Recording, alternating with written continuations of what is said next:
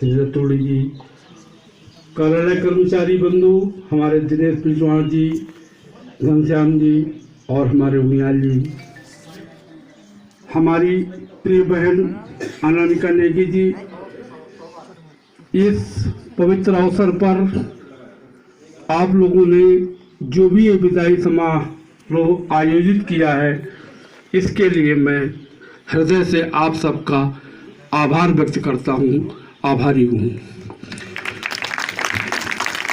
प्यारे बच्चों, बड़ा सुखद और दुखद जीवन में दोनों पक्ष साथ चलते हैं। जीवन में कई उतार चढ़ाव आए, लेकिन हमारे शिष्यों ने, हमारे अपने बच्चों ने पढ़ाई लिखाई में कभी पीछे कदम नहीं रखा। मैं अपने बच्चों से भी उम्मीद करता हूँ कि ये फंडा बना लीजिए जीवन का, कड़ी मेहनत, दूरदृष्टि और पक्का इरादा, क्योंकि आपके हाथ में केवल एक ही चीज है, वो है कड़ी मेहनत।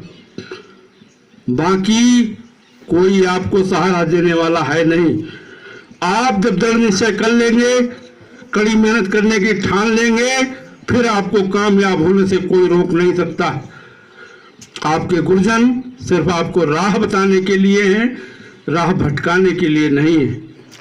प्यारे बच्चों, मैंने जीवन में क्या किया, क्या खोया, क्या पाया, ये सुनाने बैठूंगा तो ये बहुत लंबा इतिहास हो जाएगा। शुरू में जब मैं एक प्राइवेट स्कूल में अध्यापक हुआ, उस विद्यालय का नाम था Pandit BB Lal Mishra higher secondary school, Govind Nagar, Kanpur.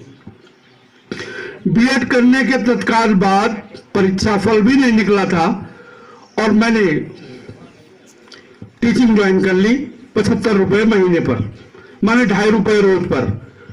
एक भी सीएल नहीं होती थी। अगर किसी दिन सीएल चाहिए तो उस दिन के आपको 2.5 रुपए वेतन कटवाना पड़ेगा। 75 रुपए महीने पर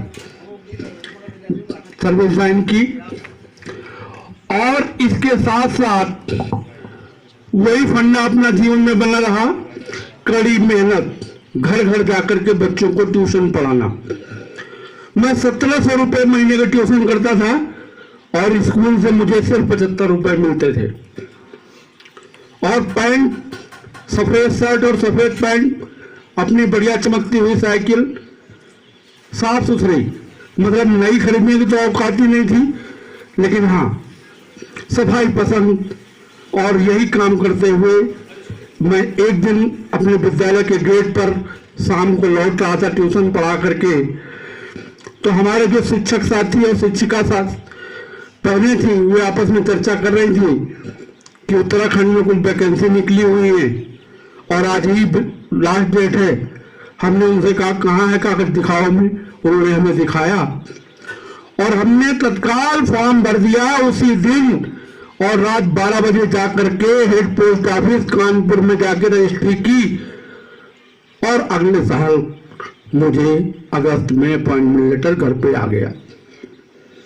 आप समझ सकते हैं मेहनत और लगन का नतीजा।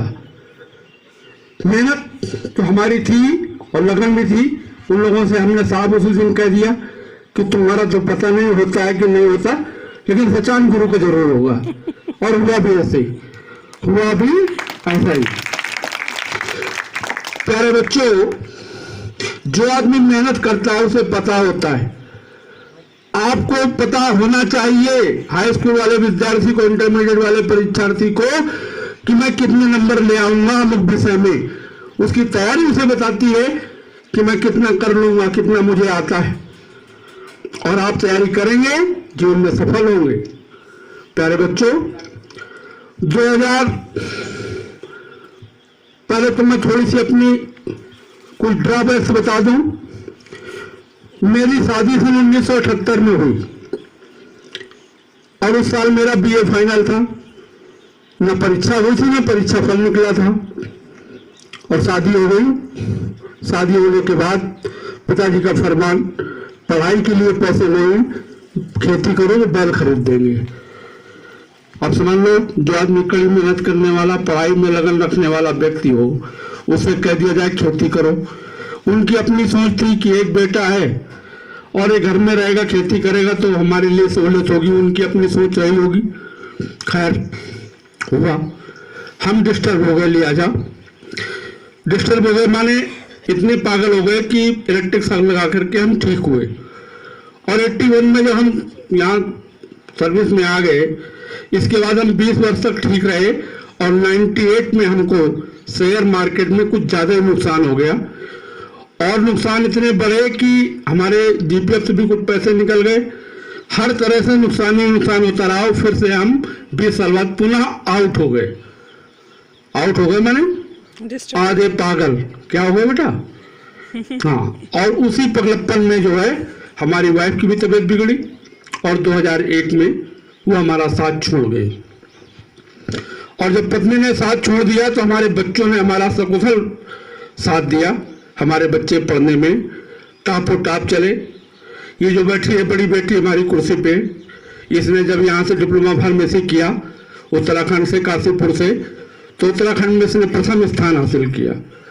और उसमें जो है बी फार्मा में इसको एडमिशन मिला और 4 साल का कोर्स सिर्फ 3 साल में हुआ।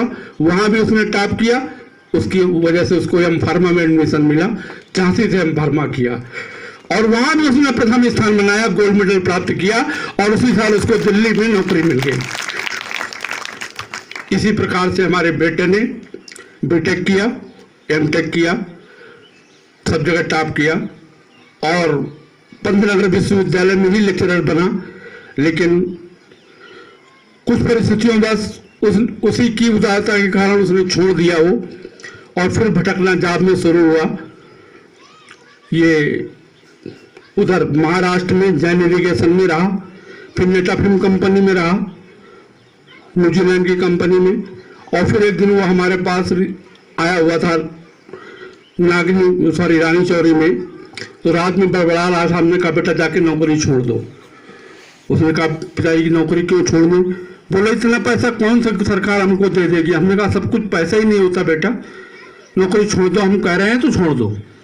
उसने जाके फिर वहां से एक बार पूछा पिताजी नौकरी छोड़ दे? हमने कहा तुरंत छोड़ दो और कुछ तैयारी करो और बढ़िया से कोई गवर्नमेंट जॉब निकालो और उसमें काम करो। ये प्राइवेट वाले तुम्हारा सिर्फ खून पिएंगे, पैसे को मत देखो।